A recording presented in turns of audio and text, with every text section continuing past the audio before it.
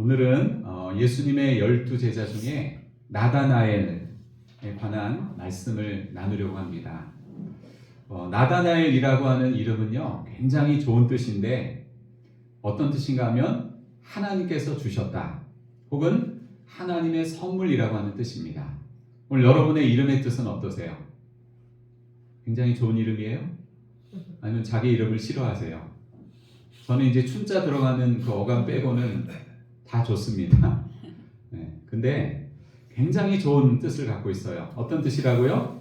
나다나엘, 하나님께서 주셨다. 하나님의 선물이란 뜻입니다. 요한복음에는요, 나다나엘이라고 나오는데 다른 세 복음서 마태, 마가, 누가복음에는 나다나엘이라고 나오지 않고 바돌로메라고 나옵니다. 바돌로메.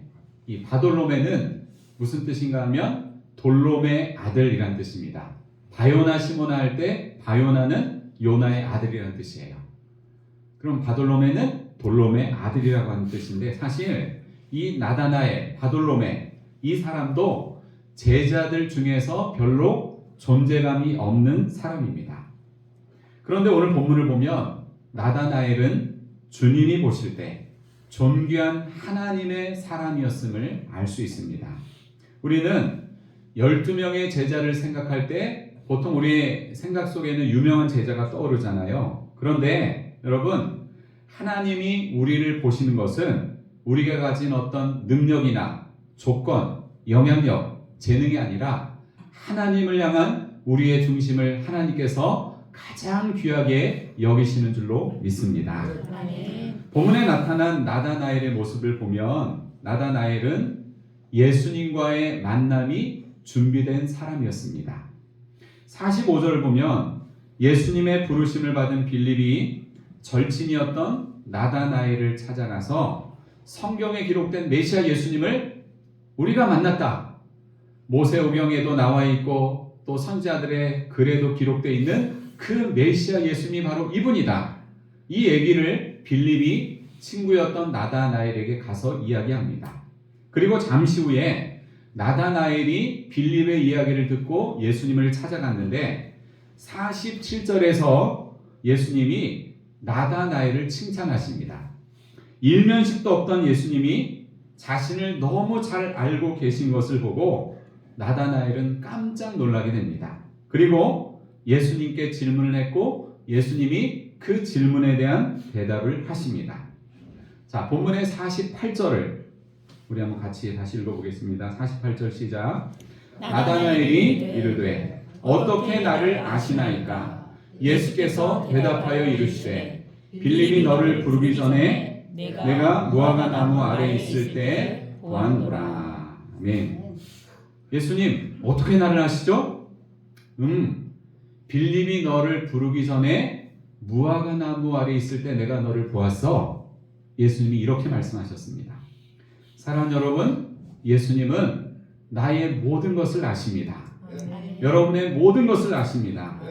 내가 주님을 몰랐을 때에도 주님은 나를 아셨고 내가 엄마의 모태에서 창조되기 전에도 주님은 나를 아셨고 심지어 내가 모르고 있는 나의 모습, 나의 가장 깊은 것까지도 주님은 다 아시는 분이십니다.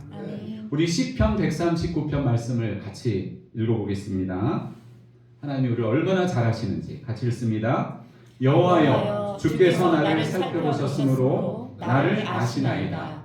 주께서 내가 앉고 일어섬을 아시고 멀리서도 나의 생각을 밝히 하시오며 나의 모든 길과 내가 눕는 것을 살펴보셨으므로 나의 모든 행위를 익히 아시오니 여호와여 내 혀의 말을 알지 못하시는 것이 하나도 없으시니이다. 아멘. 여러분, 주님이 나의 모든 것을 아신다는 사실에 여러분은 어떤 감정을 느끼세요? 때론 이것이 두려움이 될 수도 있죠. 예를 들어서 어떤 사람이 나에 대해서 너무나 잘 알고 있다. 늘 나를 주시하고 있다. 이러면 여러분 우리 마음이 어떨까요? 감시받는 느낌, 스토킹 받는 느낌, 이런 마음이 들 거 아니에요. 그죠? 굉장히 이건 두렵고 기분 나쁜 일이에요. 그런데 하나님께서 우리를 너무나 잘 알고 계시고 우리의 외면이나 우리의 내면에 있는 모든 깊은 것까지 다 알고 계신다는 이 사실은 때로는 우리에게 두려움이 될 수도 있지만 오히려 그것은 우리에게 큰 위로와 힘이 되는 줄로 믿습니다. 왜냐하면 하나님은 사람이 아니시죠. 하나님은 전지전능하셔서 내 모든 형편을 다 아실 뿐만 아니라 나를 가장 좋은 길로 인도하실 수 있는 능력이 무한하시기 때문입니다.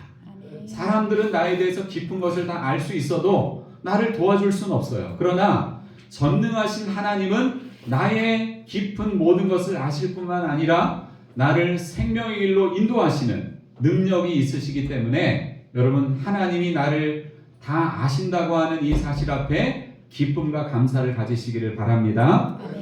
전지전능하신 예수님은 이미 전에 무화과 나무 아래에 있던 나다나엘을 보셨는데, 무화과 나무 아래라고 하는 이 표현은 당시 이스라엘 사람들이 관용적으로 사용하는 말 중에 하나였는데, 특히 이 무화과 나무 아래는요, 랍비들이 율법의 말씀을 연구하는 자리이기도 했습니다.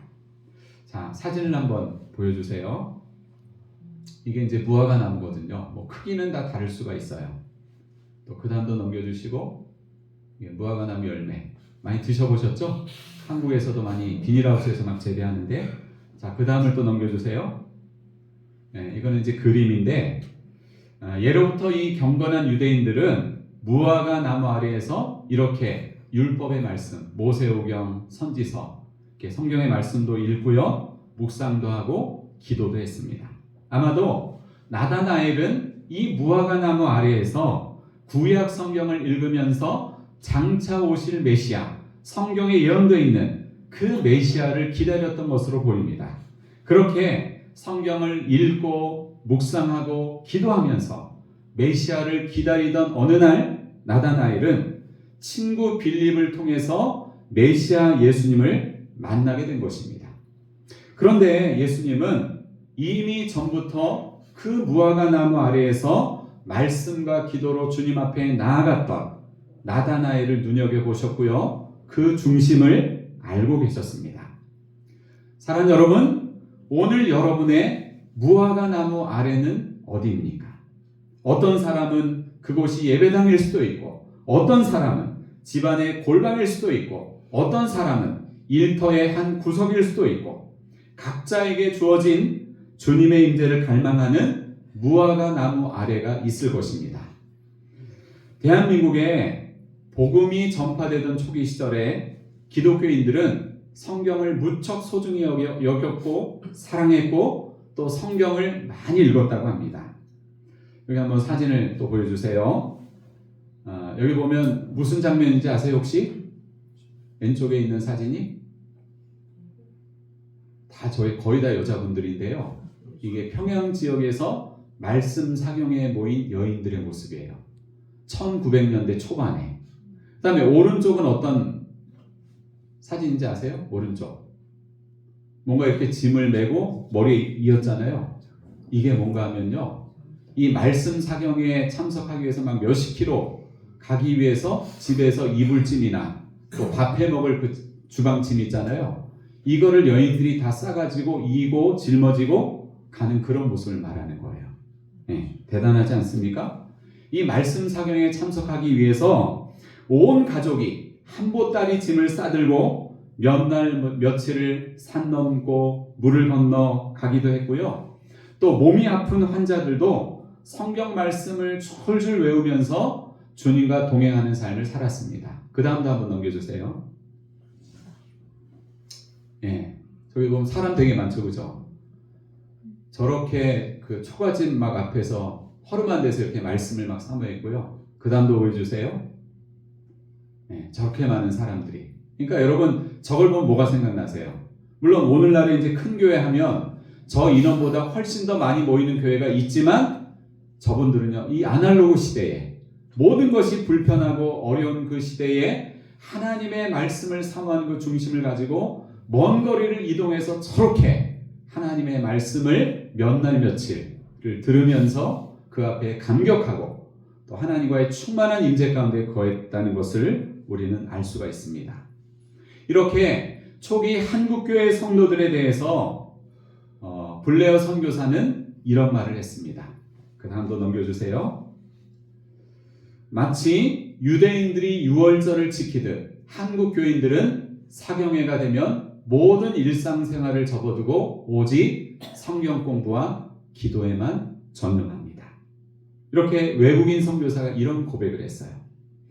사랑하는 여러분, 주님과의 깊은 만남을 사모하십니까? 아멘.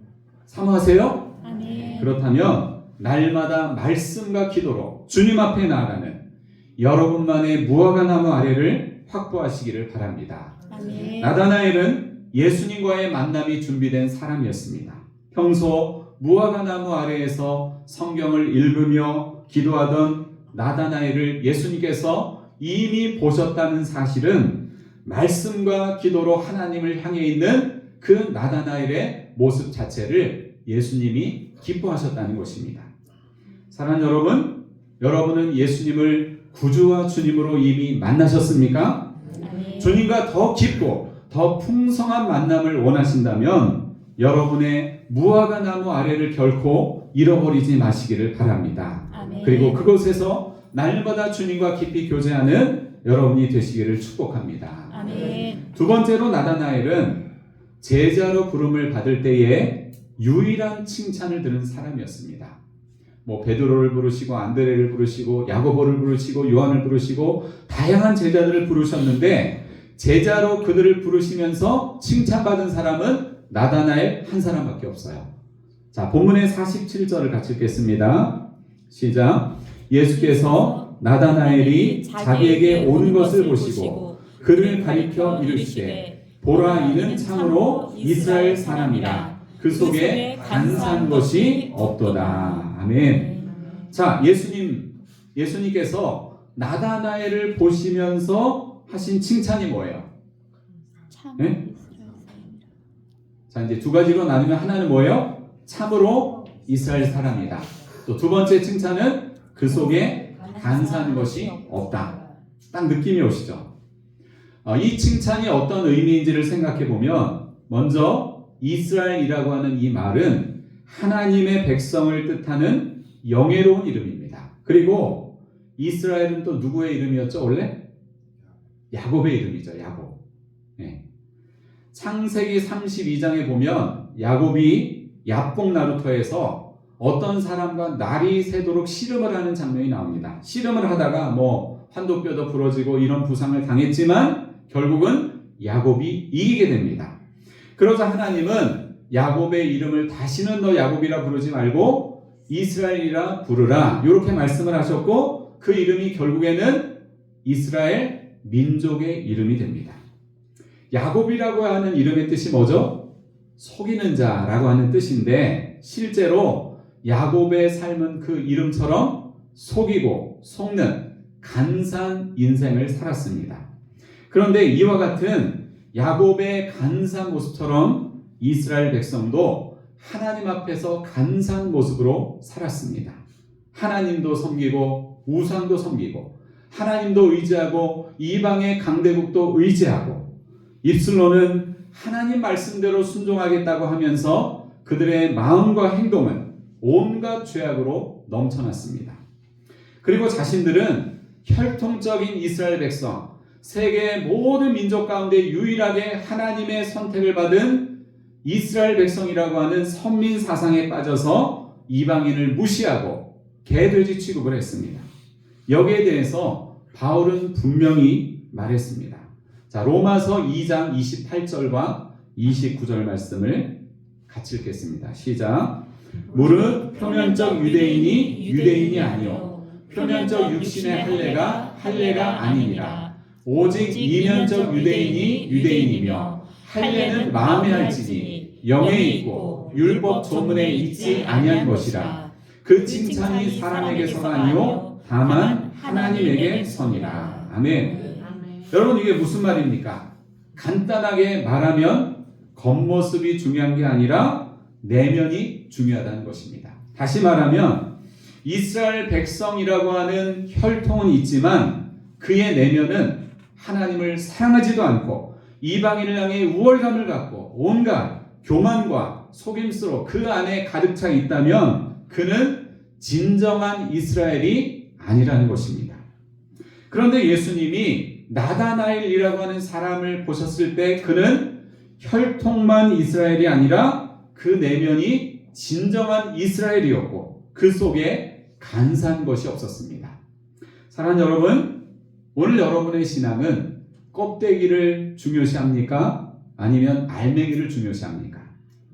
형식에 치우친 껍데기 신앙을 버리고 나다나엘처럼 본질을 추구하는 알맹이 신앙생활을 하시기를 축복합니다. 우리 옆 사람과 그렇게 인사하겠습니다. 껍데기 신자 말고 알맹이 신자 됩시다. 껍데기 신앙 말고 알맹이 신자 됩시다. 근데 돼지고기는 껍데기가 맛있는 거 아니에요? 네, 그런 의미가 아니죠. 껍데기 신자 말고 알맹이 신자가 되자는 것입니다. 구글 검색창에 제가 껍데기 신앙, 알맹이 신앙 이런 검색어를 입력하니까 AI가 이렇게 저에게 대답을 해줬습니다. 한번 보시겠습니다. 굉장히 잘 정리를 해줬어요. 껍데기 신앙, 알맹이 신앙. 한번 같이 읽어볼까요? 껍데기 신앙은 외적인 형태나 의례에 치중하고 내적인 진정한 믿음이 없는 신앙을 의미하며, 알맹이 신앙은 겉모습이 아닌 삶 속에서 실천하고 경험하는 내면적 믿음을 뜻합니다. 신앙의 껍데기는 보이는 신앙 활동 자체에만 집중하는 것이고, 알맹이는 그 행동 뒤에 숨겨진 참된 믿음과 본질을 말합니다. 아멘이 나오죠, 그죠? AI가 참 똑똑합니다. 자, 그렇다면 나다나엘은 어떻게 예수님으로부터 그 속에 간사함이 없는 참된 이스라엘이라고 하는 칭찬을 얻을 수 있었을까요? 조금 전에 무화과 나무 아래에서 성경을 읽고 기도하는 습관이 있던 나다나엘에 관한 말씀을 나누었는데요. 전승에 의하면 나다나엘은 아주 깊은 묵상의 사람이었다고 합니다. 성경을 읽는 것을 좋아했고 항상 묵상하는 것을 좋아했다고 합니다.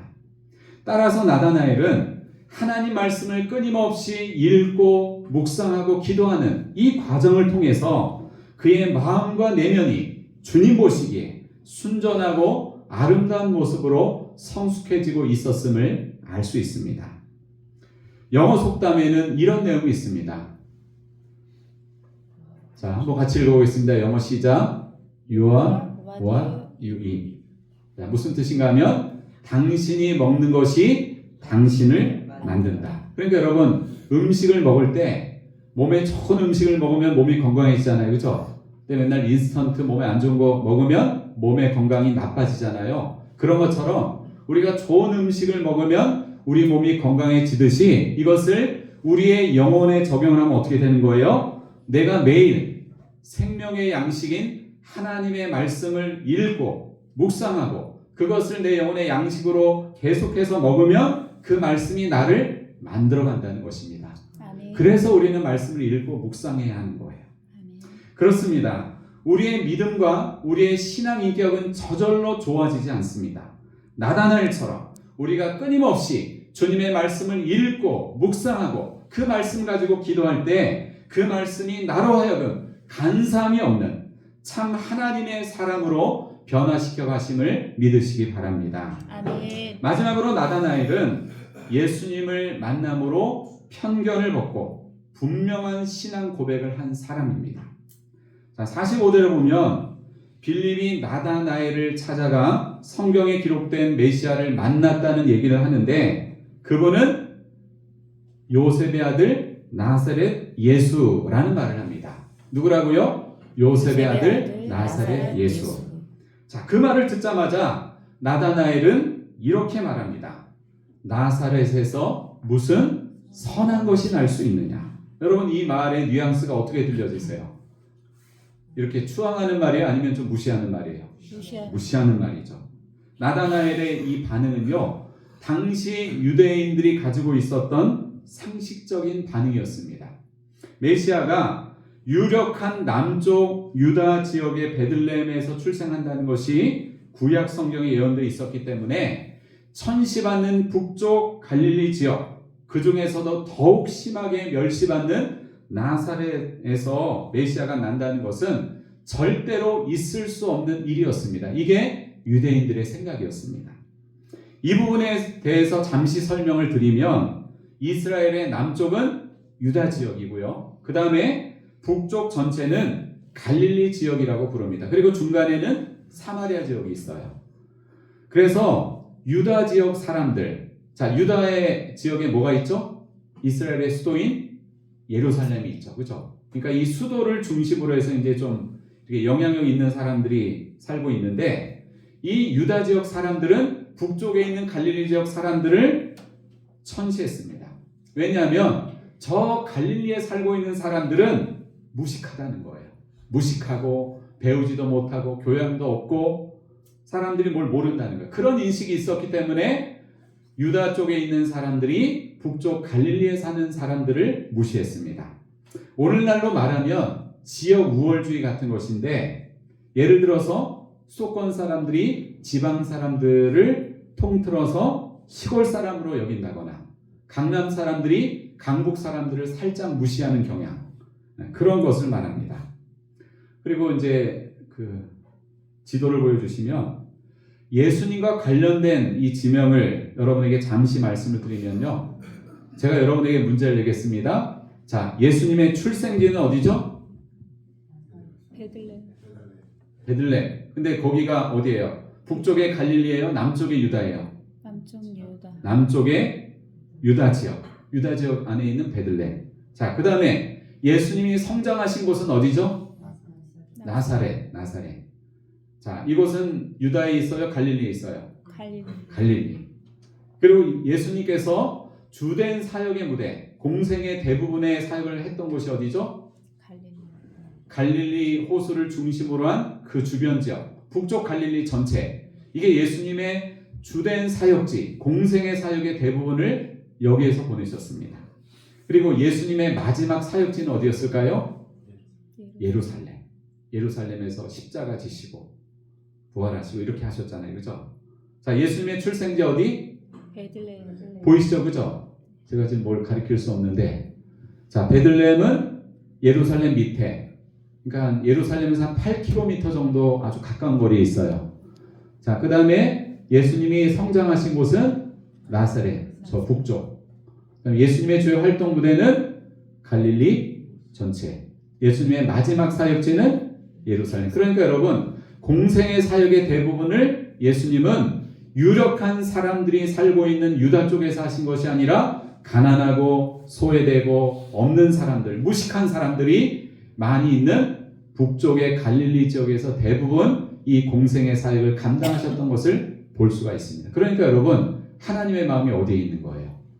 물론 부자, 유력한 사람, 힘있고 똑똑한 사람들도 하나님께서 다 구원하기를 원하시지만, 그러나 대체적으로 하나님의 뜻은 가난한 사람, 소외된 사람, 병든 사람, 연약한 사람, 주님의 도우심이 필요한 사람, 하나님이 없으면 살지 못하는 그런 사람들에게 향하여 있는 것을 볼 수 있습니다. 낮은 자를 향하신 하나님의 마음을 우리는 여기에서 알 수가 있습니다. 자, 나사렛에서 선한 것이 날 수 없다고 말한 나다나엘은 와서 보라 라고 하는 이 빌립의 말을 듣고 예수님을 만나러 갑니다. 예수님을 만난 나다나엘은 예수님 앞에서 분명한 신앙 고백을 합니다. 자, 49절을 마지막으로 같이 읽겠습니다. 49절 시작. 나다나엘이 대답하되 랍비여, 당신은 하나님의 아들이시오, 당신은 이스라엘의 임금이로 소리다. 아멘. 요한복음에는 많은 사람들이 예수님을 만난 이야기가 나옵니다. 만나는 방식은 다양하지만 공통적인 한 가지는 뭔가 하면, 예수님을 진정으로 만난 사람은 반드시 예수님 앞에서 그들의 신앙 고백이 있었다는 사실입니다. 나다나엘은 자신이 만난 예수님을 하나님의 아들로, 이스라엘의 임금, 왕으로 고백했습니다. 이 고백은 예수님을 하나님으로 그리고 메시아로 인정하는 고백입니다. 베드로는 예수님 앞에서 어떤 고백을 했죠? 주는 그리스도시요 살아계신 하나님의 아들이십니다. 그 다음에 예수님의 부활을 처음에 의심했던 도마는 예수님이 그 십자가 처형을 당할 때 당했던 그 창자국, 못자국을 만져보고 어떤 고백을 했죠? 예수님 앞에서 나의 주님이시오, 나의 하나님이시니이다 라고 하는 신앙 고백을 했습니다. 그렇다면 오늘 여러분들은 예수님을 어떤 분으로 신앙 고백하고 있습니까? 예수님은 나사렛 깡촌에서 자라신 요셉의 아들 예수가 아니라 세계 4대 성인 중에 한 분이 아니라 죄인을 구원하기 위해 이 땅에 오신 하나님의 아들이시오, 유일한 나의 구원자시오, 나의 주님이심을 믿으시기 바랍니다. 아멘. 나다나엘에 관한 말씀을 정리합니다. 자, 첫 번째로 나다나엘은 어떤 사람이었죠? 예수님과의 시작. 예수님과의 만남이 준비된 사람. 자, 두 번째로 제자로 부름받을 때 유일한 칭찬을 들은 사람. 어떤 칭찬을 들었죠? 참으로 넌 이스라엘 사람이다. 그 속에 간사한 것이 없다. 자, 세 번째, 예수님을 만남으로 편견을 벗고 분명한 신앙 고백을 한 사람. 이 사람이 나다나엘이에요. 나다나엘 여러분 별로 안 들어보셨죠? 근데요, 제가 보니까 예수님을 만났을 때 가장 은혜로운 사람이었던 것 같아요, 이 사람이. 근데 나다나엘은 평소 어떤 삶을 살았어요? 무화과나무 아래에서 항상 말씀을 읽고 묵상하고 기도하고 주님을 사모했던 사람. 사랑하는 여러분, 여러분의 무화과나무 아래는 어디입니까? 나다나엘처럼 여러분만의 무화과나무 아래에서 날마다 말씀과 기도로 주님을 깊이 만나셔서 부름받은 제자의 사명을 끝까지 잘 감당하시기를 예수님의 이름으로 축원합니다. 아멘. 기도하시겠습니다.